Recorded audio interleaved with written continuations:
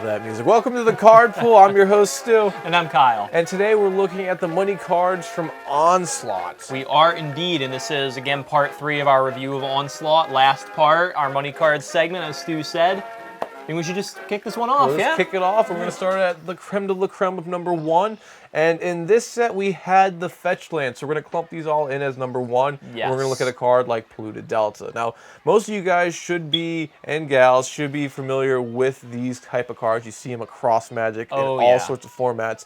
And pretty much what they do is, we'll bring the picture back up. Yeah, it's not like $50 each highest for these. The highest one was like $50. This is original printing, remember. So, and what it does is you go ahead, you tap this card, you pay 1 life, and you sacrifice it. And you tutor through your library for a card of a basic land type, but it doesn't have to be basic land, and it comes into play. Yeah, and there were 5 of them in Onslaught, and they were all ally colors. So, like, this one's blue-black, there was a green-red one, there was a green-white one, so on and so on. There were only 5 of them, though. The set was later completed in, I believe, Zendikar, but I'm not sure. Well, the wedge was in Khans of Tarkir. They weren't in. Oh, wait. That was the wedge. That was no, the they enemy. reprinted these. So these have been printed. Yeah, in Khans. But the enemy color ones were reprinted. Were actually first printed in either a core set or Zendikar. I forget. But whatever. These are really, really good. So that's the point. The main thing that you use with these, or you'll see being played, you go ahead, you pay the life, you tap it, you sack it, and if you have the money for it, you bring out a OG dual land because it has the caveat, in this case, either a swamp or an island in the title, and you can just bring them into play, and it doesn't cost you any more life beyond the 1. Now, if you don't have that budget, you go ahead and you bring the shock lands into play. Those will go ahead, enter play tapped, but you can pay 2 more life, and then go ahead and they'll be untapped, and you can use them as you want. Yeah. You can also use the other ones, which are the check lands, which have, again, the same type on them, and if you have so many basic lands of this type, enters into play untapped. And lastly, you can get a basic. Well, and there are a lot of other utility lands that keep basic land types, but are not actually basic lands. These are staples of competitive Magic. Like, if you are a serious modern player, you have these. Yeah, you need to, or any other format, you really need to have these. And it's not uncommon to see at least half of their life be going down just from paying the fetches and the shock costs. Right. It thins your deck, it fixes your mana, and it's just so important. Yeah. But beyond that, there's not much more to say about this. You can use them in Commander. You don't need them. Yeah, Prismatic Vistas. I've never felt that they were really needed that much. So again, it just depends on what kind of meta you're going for. If you're doing CEDH, you'll probably need them. Yeah. But moving on to our second card, Kyle, I talked enough about those first. We'll go on to our second. Number 2 here is Mana Echoes, and it's $32. This is a red enchantment. Whenever a creature comes into play, you may add 1 colorless to your mana pool for each creature you control that shares a creature type with it. Now, this is, I think, not necessarily deceptively, a very powerful card. Very powerful. Yeah, in tribal decks, this gets out of hand really, really fast. Yes. Because, 1 creature will get you 1 free mana. 2 creatures gets you, 2 free mana, and so on and so on.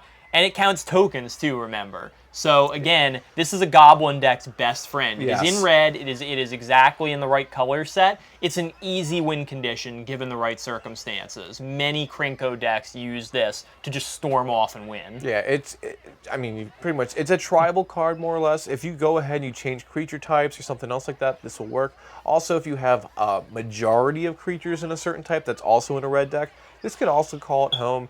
It's not a card you necessarily need beyond that, but again, super powerful for what it does, and this is 4 mana to go ahead and get pretty much an unlimited supply. Yeah. It's just when the board gets wiped, that's when this thing kind of resets down to 0. You're back at square 1.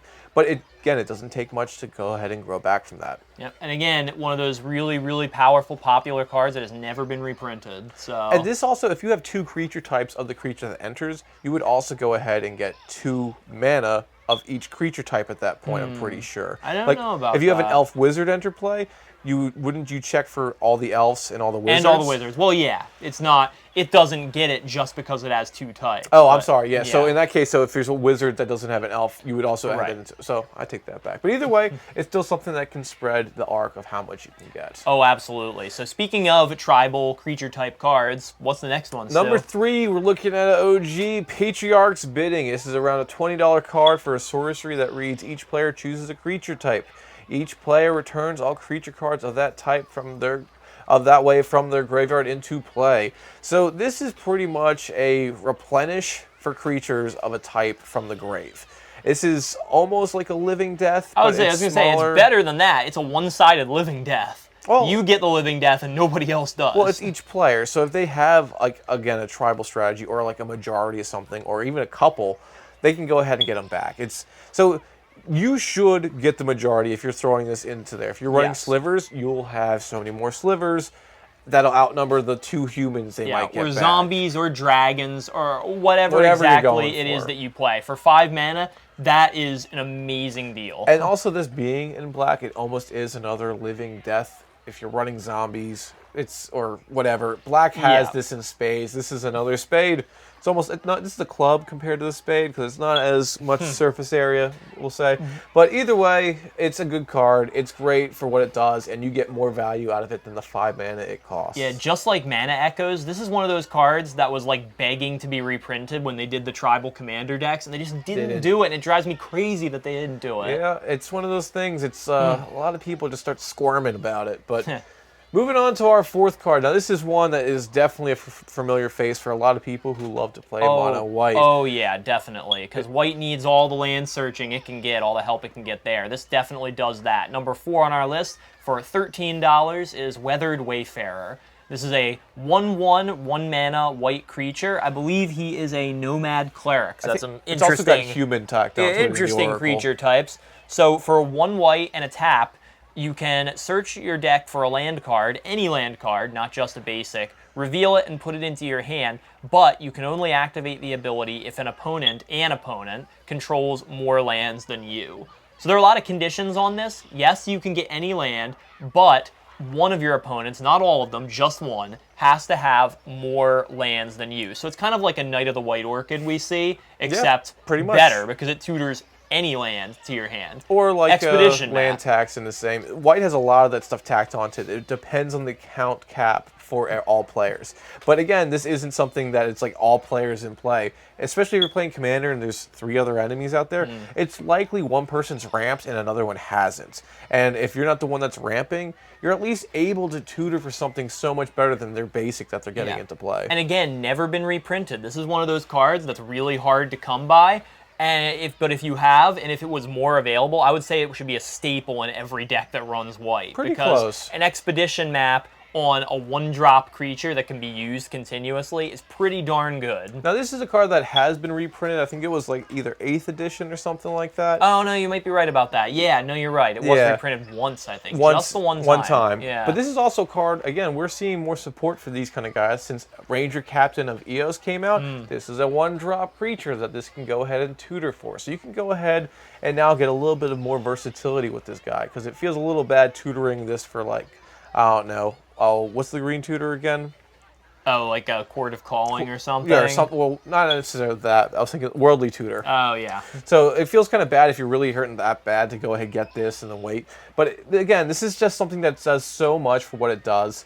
It's you get any land. This is a Golos before Golos was Golos. Yeah. If that makes sense. Sort of, yeah. So, and typically we only see that effect in green. And green, their best comparison to this as on a creature body would be Birds of Paradise. Right. Whereas, like, they don't even have a creature with Sylvan Scrying on it. Yeah. So it's kind of like, all right, so white got some strong power. But moving on to our number 5 card, we are looking at a card that's $12 called Cover of Darkness. Now, this is a 2-drop enchantment, 1 generic and a black, and it reads, as this enters play, choose a creature type. You're probably picking up on a heavy theme for this set. But creatures of the chosen type have fear.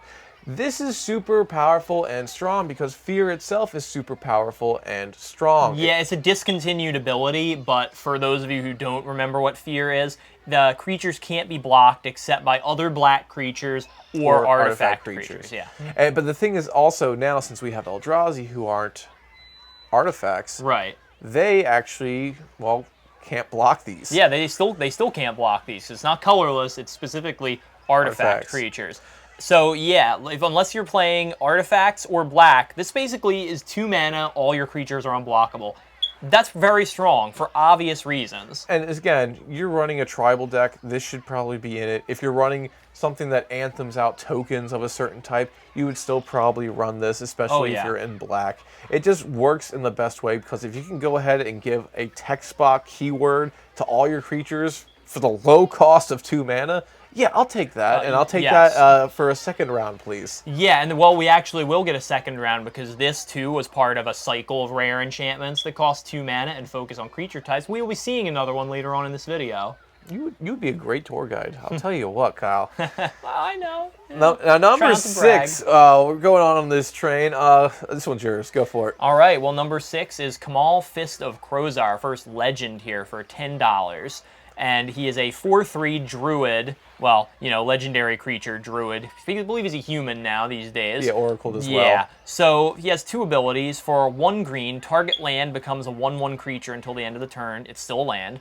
Or you can tap 2 and 3 green. Creatures you control get +3/+3 and gain trample until the end of the turn. Overrun. Yes, so here we have a 6 mana creature that can overrun any number of times depending on how much mana you have. OG, it's green. I wonder how many times you're going to be able to do that. However, this is a classic green commander, not only because of that effect, but because it is infamous, actually, for its first ability. Making things into creatures, making lands into creatures, and then blowing them up. Yeah. So that's what this does. Well, not only that, if somebody goes ahead and tries to board wipe you, you inherently hold their lands as hostage. They're like, all right, I'm going to Blasphemous Act. I'm going to Wrath of God. Right. I'm going to go ahead and play Damnation. No, you're not. I'm going to say, you see that powerful land you had there, that Cabal Coffers you like, that Guy's Cradle over there, that Emeria? If you do this, you're going to be losing a lot more than just creatures, just so you know. It seems as though the original intent of this card was to turn all your lands into creatures, overrun, kill people. Pretty easy. So, that's kind of changed as the game's developed. However, I mean, you could turn your land into a 1/1 creature and skull clamp it and draw 2 cards. I mean, which how is good also is a great play right there, yeah. So this guy's interesting because it has both political value, hand and field value, and can also have its own win con tacked onto it. That's 3 check boxes that you need to make sure your deck fulfills. This is on 1 card, and this is a card you can bring out from the command zone. Yep. Yeah, this is one of Green's strongest commanders out there. The only thing that's kind of bad about it is it's 6 mana. Yeah, which is very pricey, but it's green, so you'll probably get a little help in that area. You can totally get some help for that, but it's still a 4/3 body, so he's still a little bit fragile. But again, take what you want from this. This could be a card for the 99. This could also be a card as the commander. You choose, and actually you can let us know which one you prefer it as down in the comments. Yeah, or, be interested to know. Yeah. But moving on to number 7, we got another tribal-esque kind of card. This one is on a land. It is called Riptide Laboratory. It's a $9 land that has the ability to tap it for 1 generic.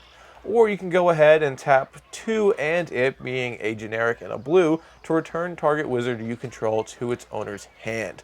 So this is pretty much a solid card for safety or recurability of ETBs if you really want to go ahead and do that. Exactly. At first glance, you think cards like this, why would I want to return my own creatures to my hand? That seems silly. But keep in mind, like you said, ETBs, especially the Wizard tribe in general, is full of good enters the battlefield abilities, and you want this card in there for sure. Not only to use those abilities again, but like you said, protect your best wizards, make sure they don't get removed, and then hey, you get to use them again anyway. Exactly, and also if your commander is a wizard, it's just a free way to kind of unsummon it back to your hand. Send Triplets is also a wizard that has the hate that's drawn towards it. It's warranted of its hate, but again, being able to not have to pay the 2 mana for the command cost and it again, like, so why not just pay for it again on its own? Forget the 2 mana. I'll pay for it now to circumnavigate that later. And also keeps the kill count low, so you also can have a more advantageous use of your mana for later games. And also, Mormir Vig is another creature that has the same kind of thing. Just happens to be a wizard. Just happens to be a wizard. So if you have enough wizards or you have a changeling tribe, you can go ahead and save anything you want. So it's very good, and it passes the vanilla test. Like, it just comes into play, and it does what you need it to do that turn. Yeah, very solid land. Yeah, definitely. Yeah, you got it. Yeah, you're number 8 on this Kyle's bound. We're sticking with that tribal theme. And remember I said we were going to get to another card Yeah, I Well, forgot we're getting about to that this other guy. card. So number 8 on our list for $8 a pop is in Steely Resolve. This is a green enchantment. The other one of the others in the cycle with Cover of Darkness from earlier costs 2 mana. As Steely Resolve comes into play, you choose a creature type, just like the last one. Creatures of the chosen type can't be the targets of spells or abilities. So nowadays, that would read creatures of the chosen type have Shroud. Yeah, So for sure. Shroud is not as good as Hexproof because you can't target your own things. So Hexproof lets you target your own things, but like leaving that out, 2 mana to give all of your creatures Shroud. It's heavy. I'll take it. That's pretty good. Yeah, and also if you look into the Sliver tribe, there's already one that does that. So being able to get this in twofold is great. And again, green doesn't have a lot of ways to deal with protection. Like there is the other enchantment where you can go ahead and give everything hexproof, and then in turn make it so you can regenerate your creatures. Asceticism. Yeah. Asceticism. Great card. But that costs 5 mana, and also you use the regenerate effect, costs an additional 2. Yeah, so but it's that's very a heavy. staple of mono green or green in general. Why isn't this? Well, this one again is also tacked onto a tribe. So as long as you're in a tribe and it has green, this is great. You can use this for beasts, elementals, elves, and I mean the list goes on. Yeah. So it's lower. Honestly, I'm surprised this one costs less than the one that gives fear, because I'd almost assume this is effect you want over fear. I know I would. But yeah. I mean, either way, I'll save the money. I'll take it for that regard. But yeah, great card, especially for 2 mana. This is just something that just stops hate towards your creatures. They are now unmolestable, more or less. Yeah, basically, it's great. Great card. Now moving on to number 9, this is a classic card that you see in red. It's called Insurrection, and it's around $8 for right now, especially for this kind of copy in Onslaught. So it is a sorcery that reads, untap all creatures and gain control of them until the end of your turn. They gain haste until the end of your turn as well. So this is a expensive, pretty much win con that red has at its threshold. Yep. You pretty much are going to, like it says, take every creature on the field and ram it down your opponent's throats. Yeah, you don't really see this played so much anymore. It but used to be very big. Yeah, it used to be much more popular than it is now. But like you said, an old school, straight up red win condition. If you don't win the game after playing this, you're doing something wrong. Well, you might not win the game, but you could definitely take out at least 1 player, if not 2. And again, it depends on what happened. If there was a board wipe and you were about to lose, but someone's got a Blight Steal out, you got to kind of like Tarantino it on them. Yeah, I'll pay 8. I won't be able to kill everybody, but I'll take that threat and kill somebody else with it, and now it's something else is going on. So go big, go small with this, you choose. But either way, it's a classic red card. I just kind of wish it was an instant speed. Well, that would be way too good, though. For 8 mana still? I don't know, man. I'm not even sure blue could do that. It's called Cyclonic. Yeah, but this is taking control of creatures. That could potentially be even more powerful. It could. I mean, again, it's 8 mana. It's 8 mana. I'm still going to say it's 8 mana. It's a lot. The idea of this one's more or less to keep it so, like, all right, you take away their blockers and you can attack them with their blockers. That's the old school variant. Right. But again, people get more devious, and we have more cards that come out that can be abused with tapping effects. So this only has gotten better as the game has gone on. The only thing is other cards have gotten better, so it's kind of gotten a little outclassed. Yeah. Yeah, 8 mana is a lot to ask for something that might not win you the game. And this is pretty simple as is. Like, I mean, look at something like a Triumph of the Hordes. Taxed on effects. Right. You are going to win as long as you have the count, and it also gives it trample and a bigger boost. Yeah, this probably is just, better. This is a Zealous Conscripts across the board. It's not bad. It just could be better. Agreed. Well, we're going to go to our last card on the list here. Yet another tribal card and a land at that. Number 10 here for $7.50 is Unholy Grotto.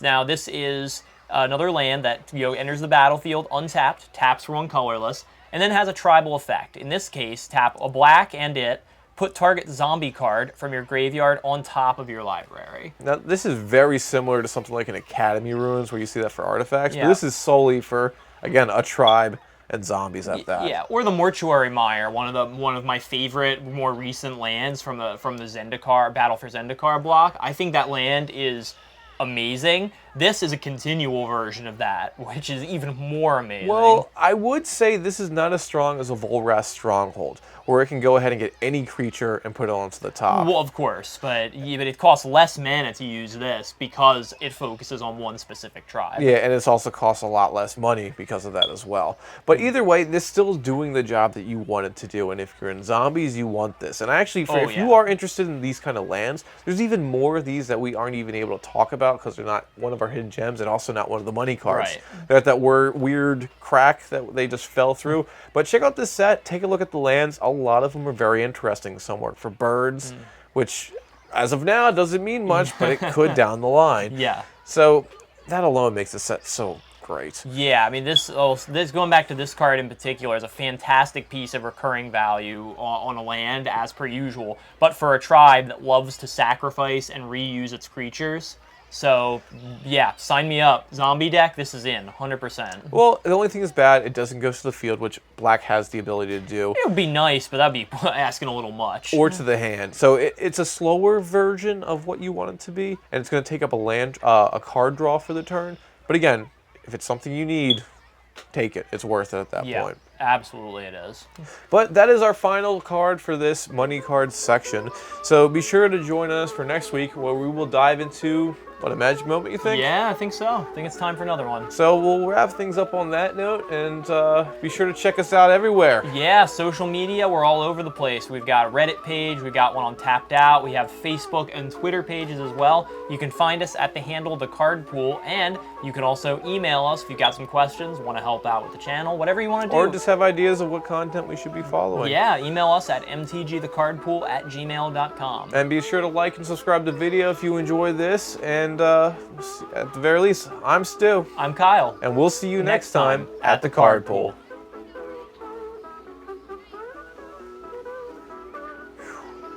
That's good money cards. Yeah, really. One of the better ones we've done.